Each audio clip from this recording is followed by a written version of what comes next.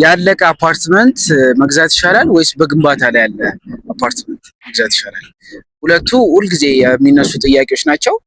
እውነት ለመናገር ሪል ስቴት ሴክተሩ ላይ እንደሚያማክር ሰው ያለቀ አፓርትመንት ለመግዛት ሬዲ የሆናችሁ ሰዎች ካሹ አቬለብል ካላችሁ ወይንም ደግሞ የገንዘብ አቅሙ የመግዛት አቅሙ ካላችሁ ምንም ጥርጥር የለውም ያለቁ አፓርትመንቶች ላይ ኢንቨስት ማድረጉ ጥያቄ የሌለው አማራጭ ነው። በሁለተኝነት ደግሞ የምናየው ያላለቁ ወይንም ግንባታ ላይ ያሉ አፓርትመንቶችን መግዛት የምትፈልጉ ደንበኞች ደግሞ በአንድ ጊዜ ካሹ አቅም ከሌላችሁ ወይንም ደግሞ በአንድ ጊዜ ያለቀው አፓርትመንት ላይ መክፈል የማትችሉ ደንበኞች በኢንስታልመንት ወይንም ደግሞ በቅድመ ክፍያ ከዛ በኋላ ባሉ ክፍያዎች የክፍያውን ሁኔታ አይታችሁ ከአልሚው ጋር መዋዋል ትችላላችሁ። ያም ማለት እንግዲህ አንዳንድ ሪል ስቴቶች የወለድ ጭማሪ ይኖራቸዋል ወይ ደግሞ የኢንፍሌሽን ሬት አፕሊኬብል ያደርጋሉ።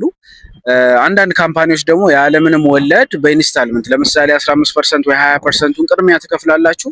ከዛ የቀረውን 80 ወይ 85% ቀስ እያላችሁ በቤዝድ ኦን ፕሮግረስ የምትከፍሉባቸው አማራጮች አሉ።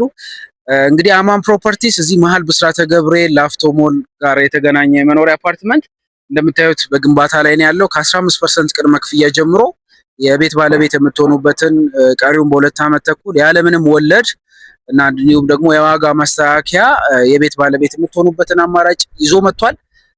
ለበለጠ መረጃ ሳይቱን ለመጎብኘት እንዲሁም ፕሮግረሱ የደረሰበትን ለማየት በ0988 44 11 64 ላይ አማን ፕሮፐርቲስ ብላችሁ ደውሉልኝ። መልካም ጊዜ